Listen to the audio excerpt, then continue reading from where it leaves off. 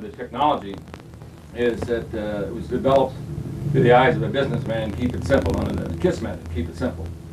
And if I could apply the law of economics, then in fact I could bring it in by the approach of decentralization, both in mass production as well as installation. So that not everyone knew what they were making, they were just making a little part of it. Well, no, that was not the question. For example, if I was to build up a large manufacturing facilities and put in $5 or $15 billion over a 15, 20-year period of time, then the banking institutions, the World Banking System controls me. But there are many people, independent business people that own their own plastic mold injection outfits. They own their own electronic areas. So the question is, as a businessman, why should I try to invest in equipment and hardware and buildings and so forth that's already there? Give the opportunity to those people who have existing business or want to go into independent businesses, okay, and say, hey, here's a product, this is what we want you to make. You go ahead and do it. But you centralize both the production of the devices as well as the decentralized installation, because we're facing a very high critical situation today. As an example, if you look at my logo, it says Job 38 verse 22 and 23. And Job 38 verse 22 and 23. All right, now I started development of the water fuel cell technology back during the time when the Arabs threw the embargo on the United States. And at that time, we were caught by surprise. And as an example, we had only 2.5 days of aviation fuel to fight a war.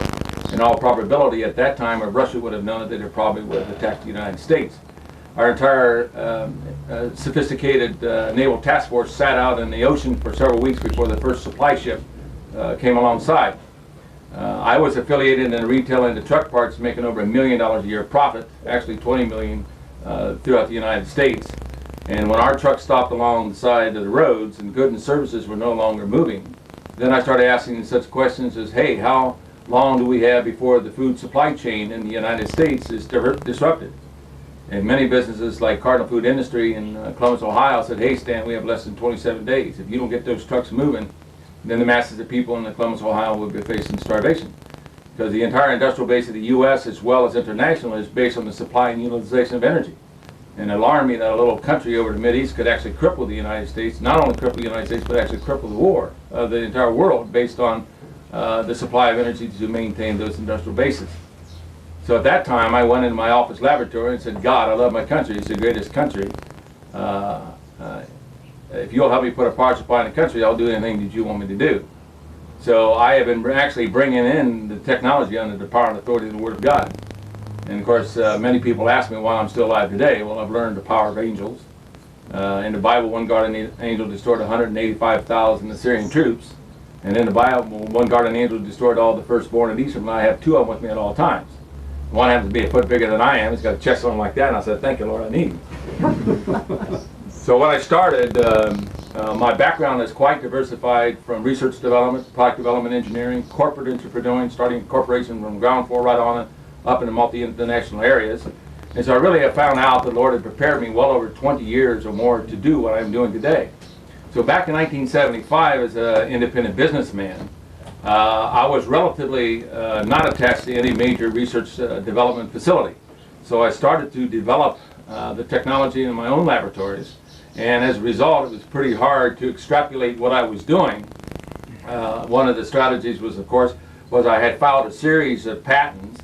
I did not file a total master patent.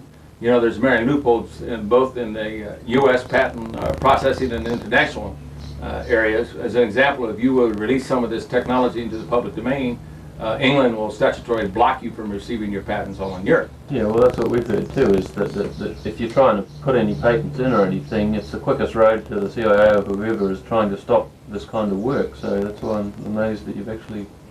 Well, what happened in the United States was that in the late 70s, Congress had passed the law that the U.S. government must now recognize the inventor, because it's in our Constitution that we have the rights for to invent the technology.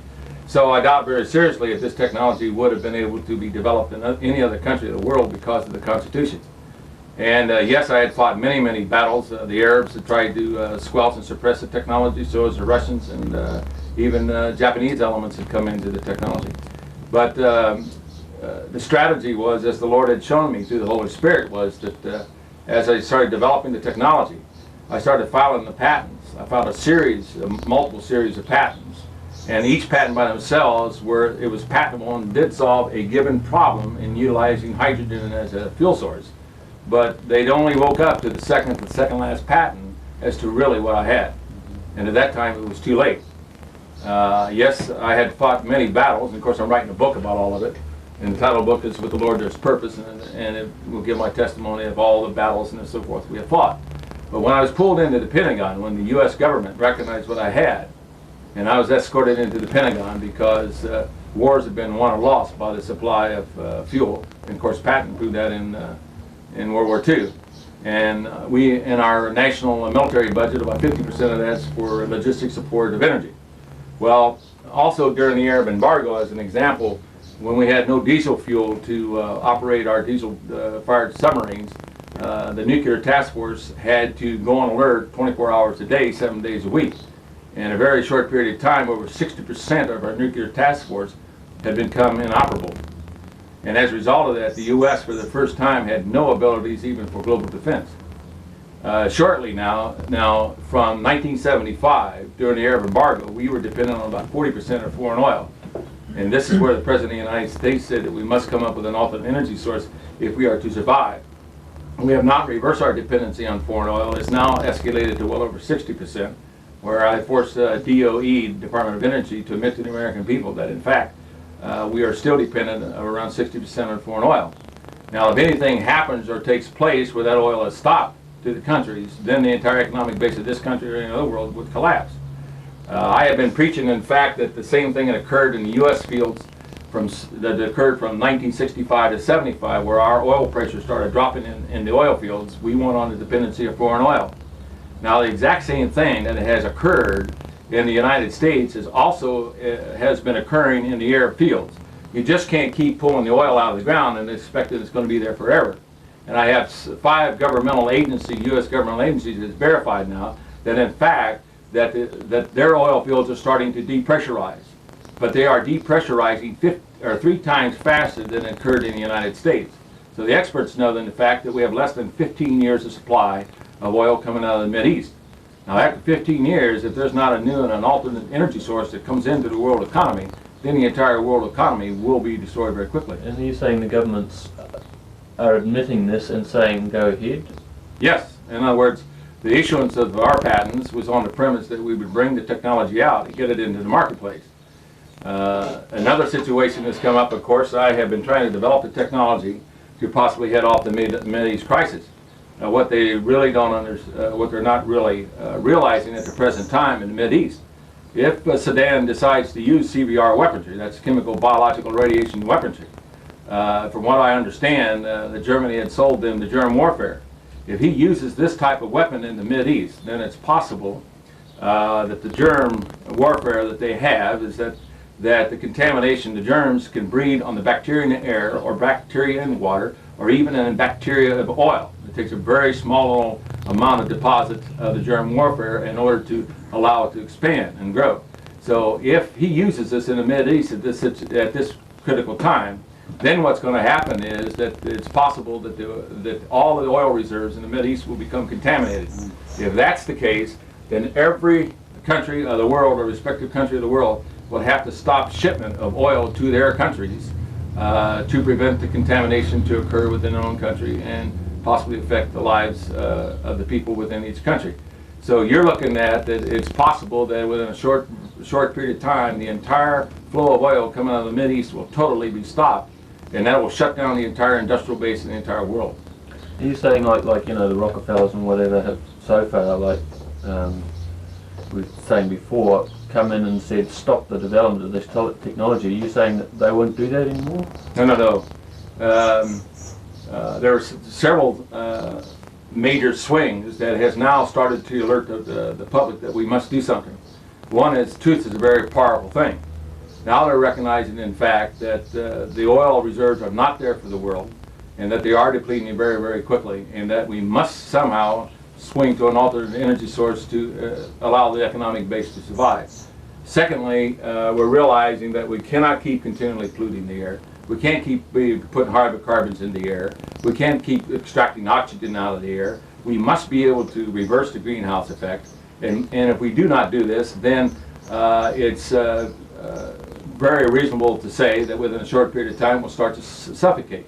In the period of time since the introduction of the automobile, as an example, the content in the air, I believe, was around 38% or 28%. That has from that point on until now, it has dropped as much as 7%. Now, right now, there's 5.2 billion people on the face of this earth, and within a mere 15-year period of time, it'll double to 9 billion.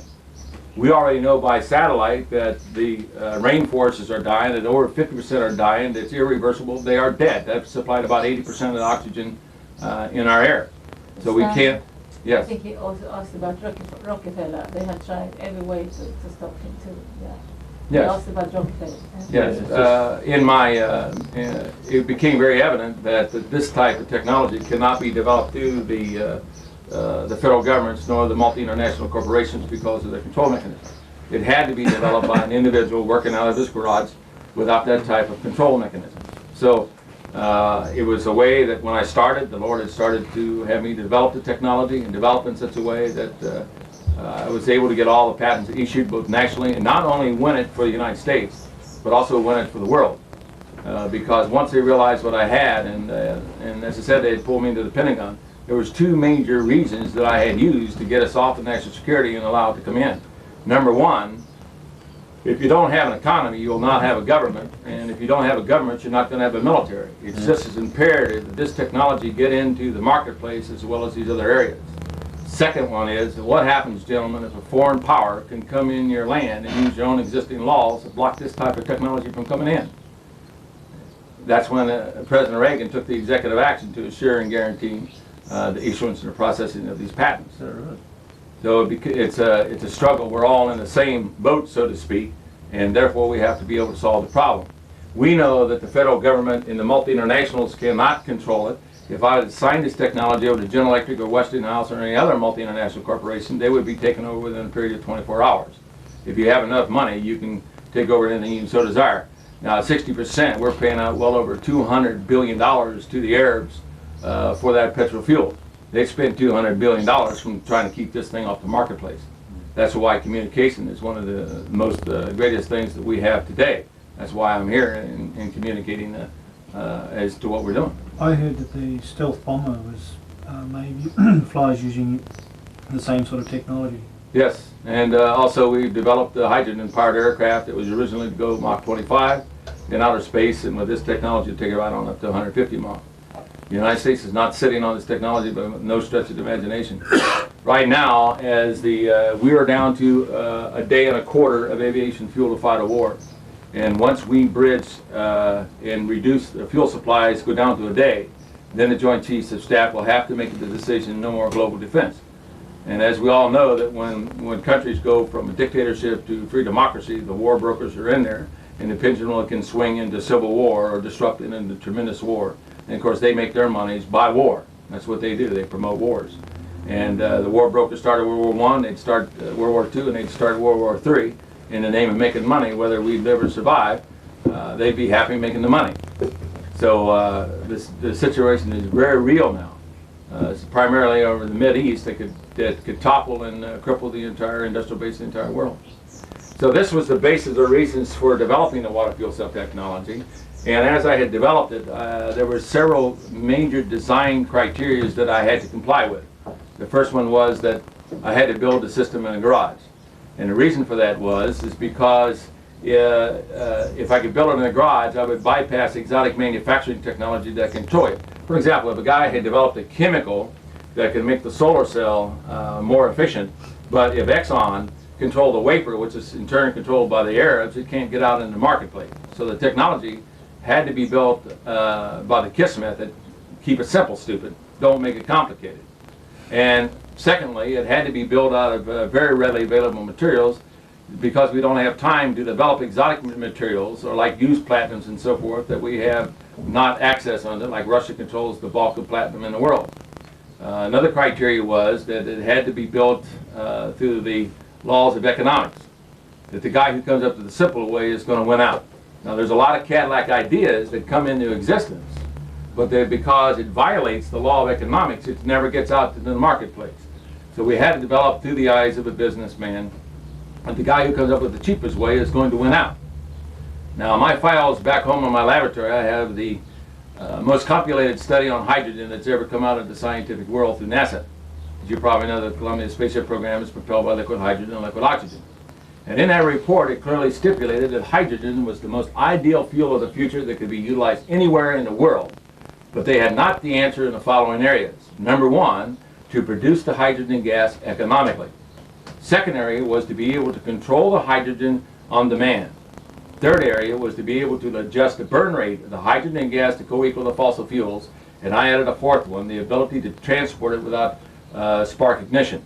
And I hold all the patent rights both nationally and internationally on this technology. Now since the technology was built under the power authority word of God in a garage, it now gave me the abilities to be able to release it under the law of economics. So when as a product development engineer, whenever anyone would show me a new idea, a new concept, a new way of doing something, if it did not comply with the law of economics, you gentlemen would not hurt my feelings. You can get out and walk out of the meeting anytime you want. I would do the same thing.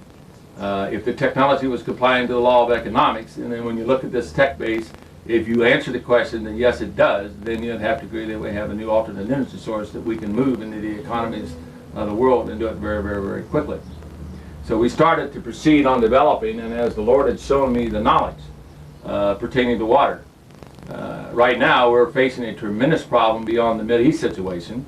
I was in Washington, D.C. in 1965 when the government called the scientists together to come up with a fail-safe nuclear power system. In 3 days, and listening to their testimony, I got up in the meeting, and this is before I had come to the Lord, and said, gentlemen, everything you said is a bunch of BS.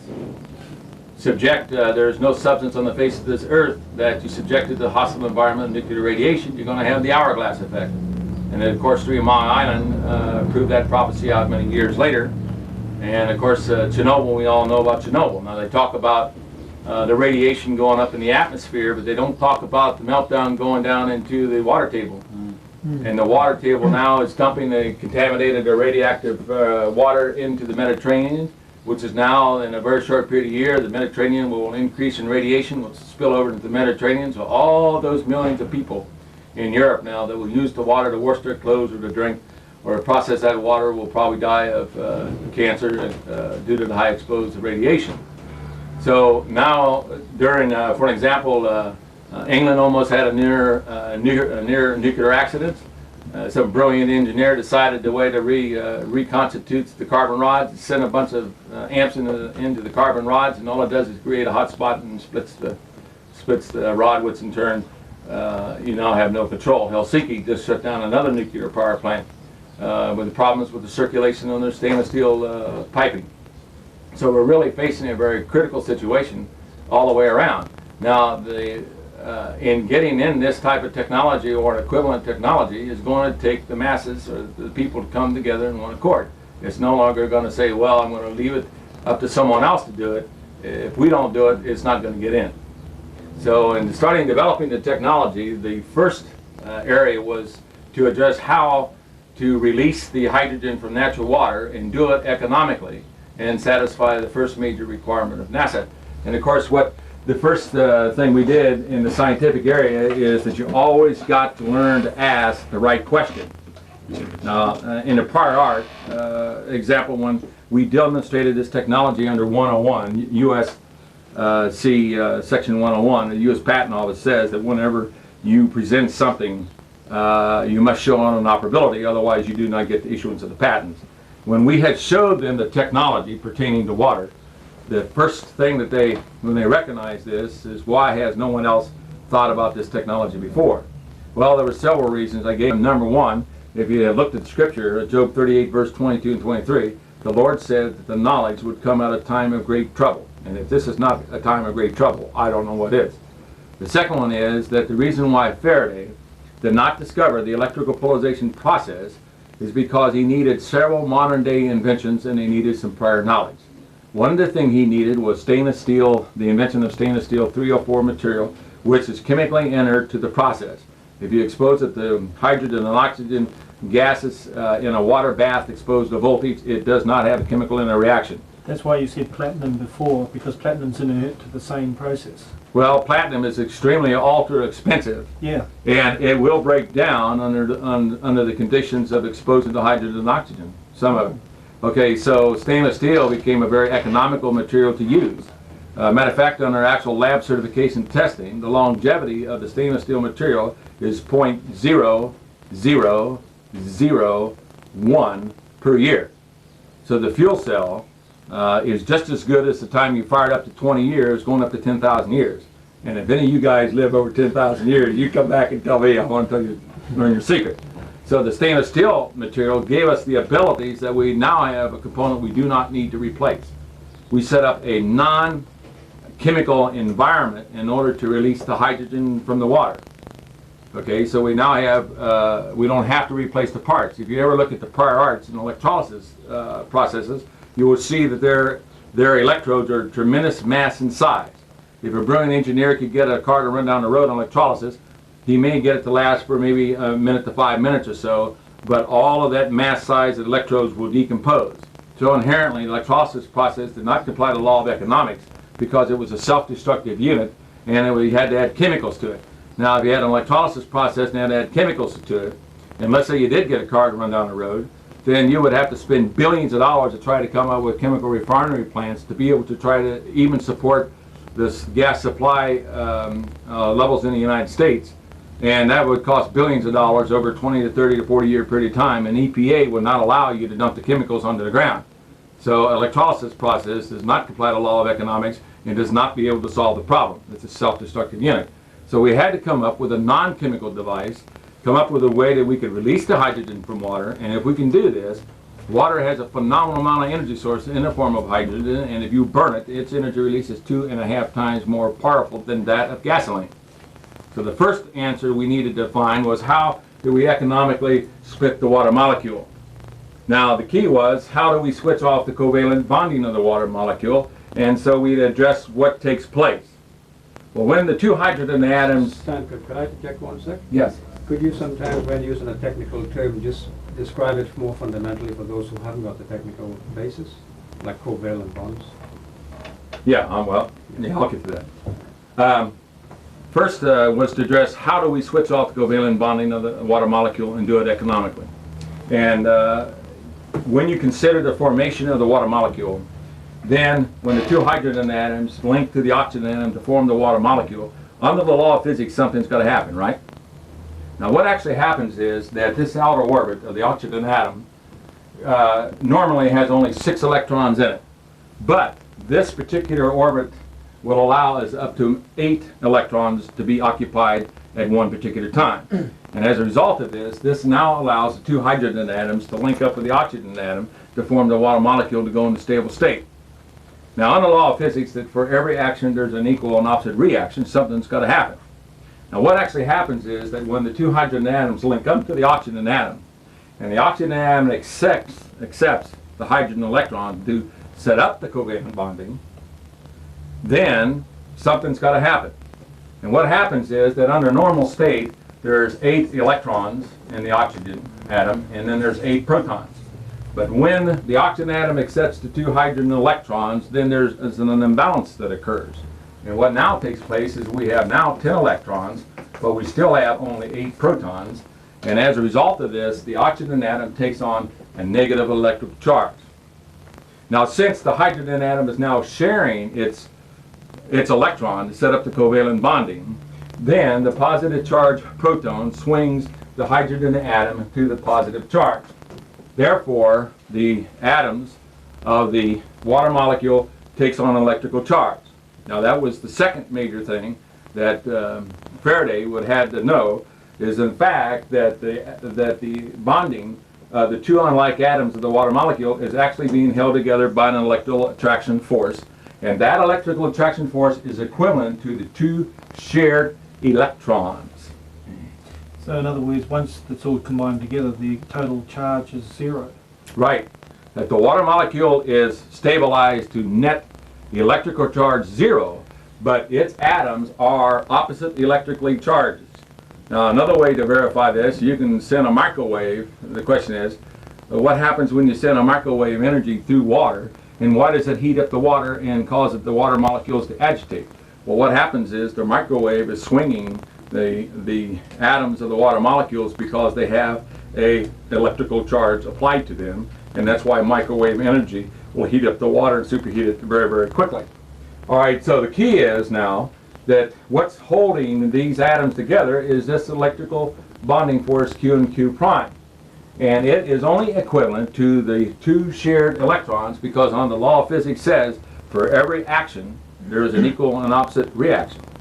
So we know now that it was very obvious then to say, hey, if that's the case, and these atoms do not take on an electrical attraction, then in fact it was obvious that if I've exposed the water molecule to a external high voltage field, then we could pull apart the water molecule and do it economically.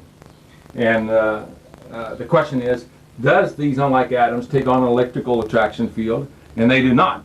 And the reason why they do not do this is because the oxygen atom, those electrons are paired together and swing in opposite direction as they pair together. They cancel out their electromagnetic field, and as a result, there is no electrical attraction force between the two unlike atoms.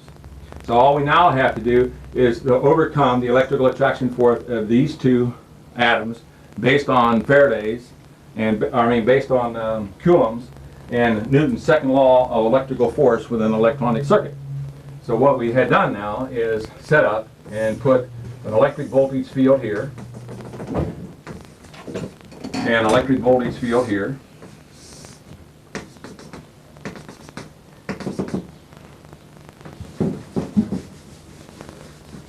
We do it this way.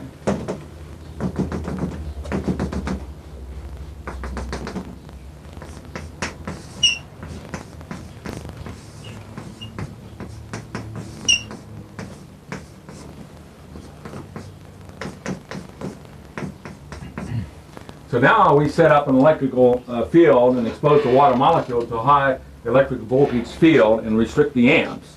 Then, if this now is set up as a B plus voltage zone and this sets up as a B minus voltage zone, then under the law of opposite charges will do what? Like charges will repel, and unlike will attract. So therefore, if I put a B plus voltage field here, would not now the negative charge oxygen atom be attracted to that voltage field? Now, likewise, at the same time, would not, if I put a B minus voltage field here, would not the positive charge hydrogen and oxygen now be attracted to the negative voltage field?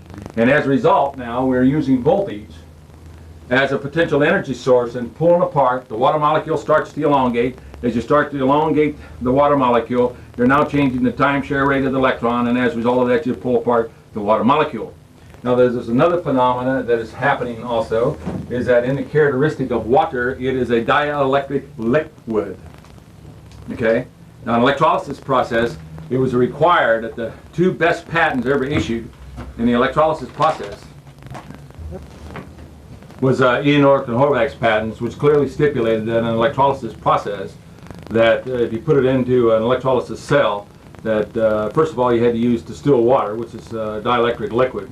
And because of that, you had to add the chemicals to it. And so with their systems approach, they had to put in 80% was distilled water, which has cost just as much money to process natural water into distilled water than it does to run your car down the road. And then you'd have to put in between 20% per volume of chemical additives like sodium hydroxide or potassium hydroxide in order to get hydrogen gas production. And because the electropolarization process of using voltage now to separate the water molecule, we now can use ordinary natural water and have it non-processed. But there's another feature to it, is that natural water is a dielectric liquid. And when you expose the water molecules to the high voltage zone, then what happens is that because of the dielectric properties of water, then the dielectric properties of water will now become electrically intensified. And so as it takes on an electrical charge, then the hydrogen charges will increase in their positive charge areas, and also the oxygen atom increases in its negative electrical charge. And so what happens now, that since you are increasing these electrically charges being exposed to the applied voltage field, then the covalent electron switches off in the following way, that as this increases positive electrical charge, would not this negative charge covalent electron be attracted back towards the hydrogen atom? And since the negative charge oxygen atom is increasing in its negative electrically charged, would you not now have a repelling force being applied to the covalent bonding? And so as a result, when you tune in now on voltage, now you have the ability to automatically switch off the covalent bonding of the water molecule. Now that now became a physical force in separating the water molecule, and voltage now becomes potential energy. Now in the field of physics, we know that voltage does in fact perform work. We've known this for quite some time. But heretofore, never anyone ever dreamed of using potential energy in the form of voltage to perform work in order to pull apart the water molecule. And Faraday would also have had to have the knowledge that in fact he had to have an electronic circuit, which we call the voltage intensifier circuit, that gave us the ability to switch off the amp flow and allow the voltage to take over in a dead short condition. Now in all probability, if he'd had this knowledge, then we'd have been on hydrogen many years ago. Now the point out about potential energy on voltage, to give you an example of this, is if you go home and you turn on your TV set or your computer monitor, you're adjusting the B+ voltage potential behind the screen, and as a result you're now accelerating the negative charge electrons coming off the gun, and that increased velocity of the negative charge electrons striking the fluorescent material now produces a greater light intensity. We know also, like in a cyclotron, that if you use opposite electrical fields, you now can accelerate particles in a 2 or 3 mile area tunnel, and as a result of this you can accelerate these particles close to the speed of light, and those particles hit a photographic plate, and that's how physicists study matter. So we knew in fact that voltage does in fact perform work, but heretofore no one ever dreamed of applying it to switch off the covalent bonding of the water molecule and do it in this way and do it economically. It was always thought in the past that current did the work. Right, always current, and they would always, because now Faraday, he needed modern day electronic circuit designs capable of restricting amps and allow voltage to go over. He worked with a very crude battery, and he worked with just an electrical wires going into the beaker with chemicals. So he created a dead short condition, and when you create the dead short condition, you cannot bring voltage up. Voltage remains low, and amps take over and does the work. All right, so this is why Faraday did not discover the electric polarization process. Now, in order to come up with the economic way of doing this, then the Lord had me to develop what was called the VIC, or the voltage. It's called the voltage intensifier circuit.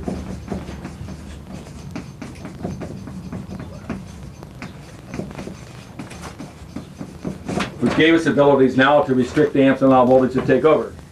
Now, as you know, or who's electronic people in here? Praise the Lord. Okay, whenever electronic people can understand this far easier than a physicist. A physicist deals with strictly the nucleus of the atom, and electronics deals with the movement and deflection of electrons, and that's exactly what we're talking about, moving and deflecting the electron.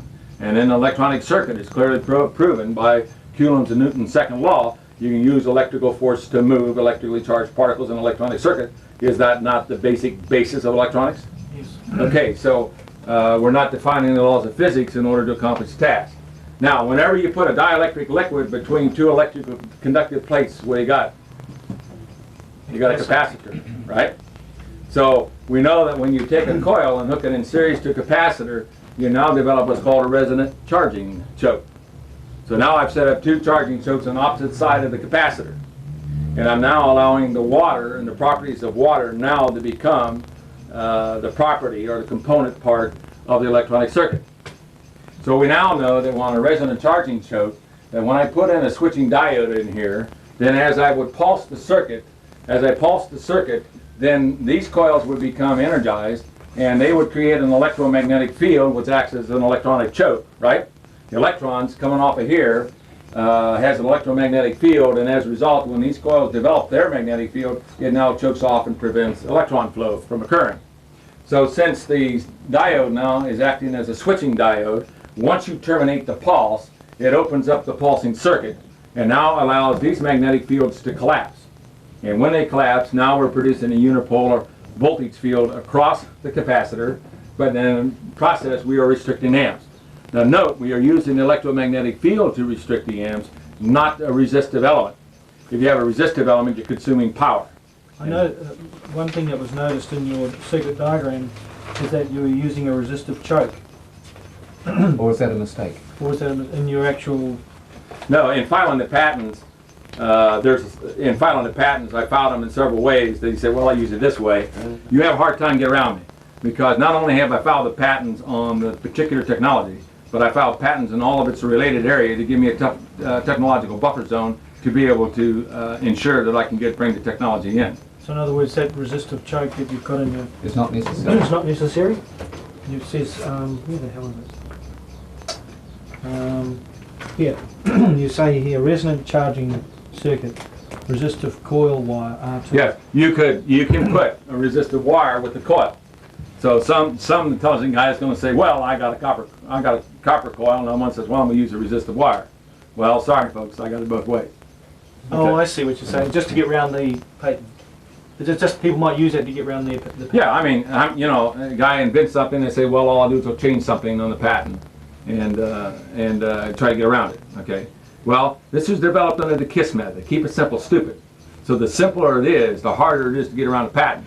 And of course, when this knowledge was coming forth, it was fantastic for us, because I knew that if we kept it simple like this, well, then it would be very, very hard to go. And if you look at all of our patents, you apply a voltage across that water molecule, you violated my patent rights.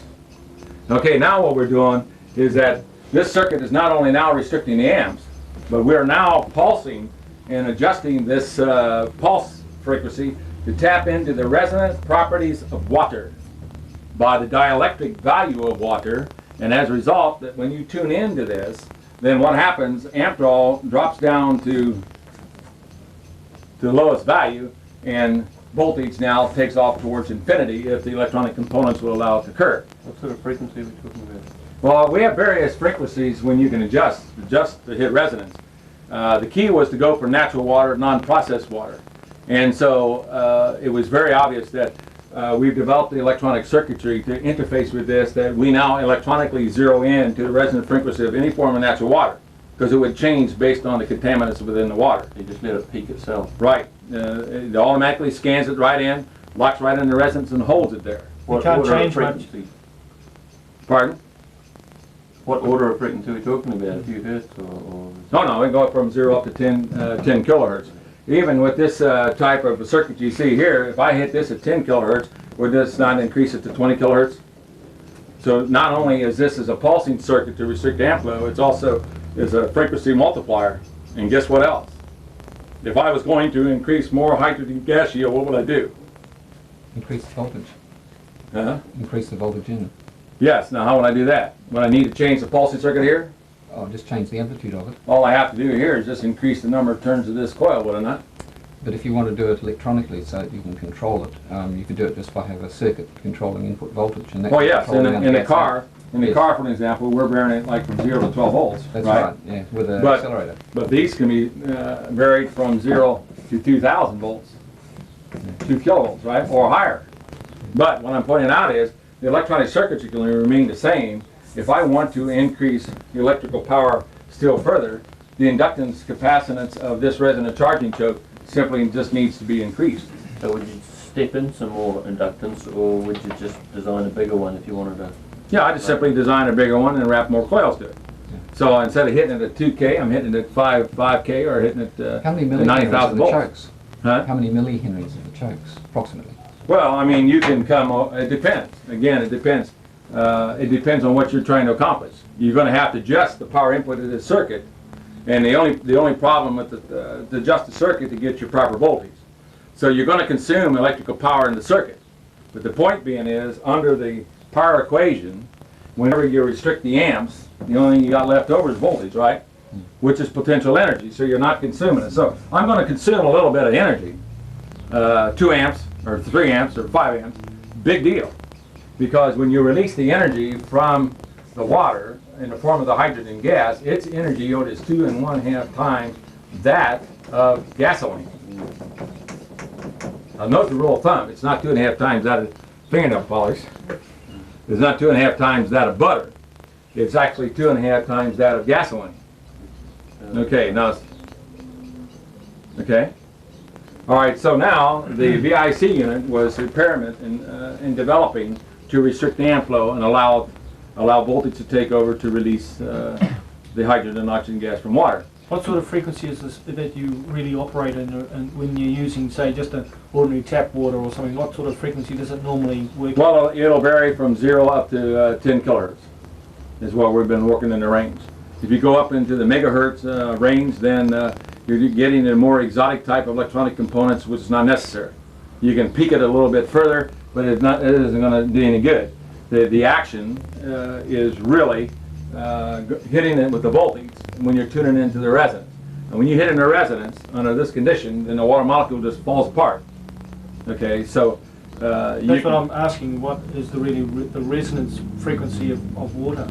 Yeah, and based on different, see, natural like well water, rainwater, city water, ocean water, okay, they have different contaminants, anywhere from 2 parts per million to 20 parts per million, up to 40 parts per million, okay? So resonance can occur anywhere in our area. And the other factor that affects resonance is the rate by which the gases is going through the resonant cavity. And so that can change. So you can hit resonance at a low voltage level, and as you're raising the voltage level, let's say from 100 volts to 2,000 volts, it's possible that the flow rate of water will start changing resonance. So we've developed the electronic circuits to zero in on that. So it's a very broad range. The beautiful thing I like about it is it's in the audio range, so it's just like using audio transformers. You can accomplish the task. Now, if you want to go up and zero it up or fine for a particular application, that's fine. But the key was to keep using natural water. If I use natural water or rainwater, is it costing me anything? So the 3 components I'm using in the operation of the fuel cell is stainless steel 304 material, which you don't need to replace. So am I complying with all law of economics? Second one is I'm using natural water. Does it cost me anything for natural water? We had a lot of rain around here the other day, didn't we? How would that apply on seawater stands? Same thing. Because you're restricting the amps and allow voltage to take over, the chemical reaction is held at a very minimum. So when you release it, then any contaminants in the water, it remains in the water. Now that's the adverse effect of the fuel cell, is that you've got to get rid of the contaminants. Well, one of the things is that you can operate the fuel cell to meet your energy needs, shut it down, hook a little computer to it, dump out the contaminated water, rinse it out like a dishwater, go ahead and fill it up with water again, re-energize it up to around 4 to 6 ounces of back pressure and continue on operation. But in the cycling, if you notice in my drawings, when you burn hydrogen and oxygen, what's the byproduct? Water, right? Well, instead of letting the water go back up in the atmosphere, It's pure. It's absolutely pure. You can Right. use it for drinking or whatever you want. right? So can I not recapture the gases coming off and cool it down, and as a result feed it back into the fuel cell and recycle it again? So when I do that, then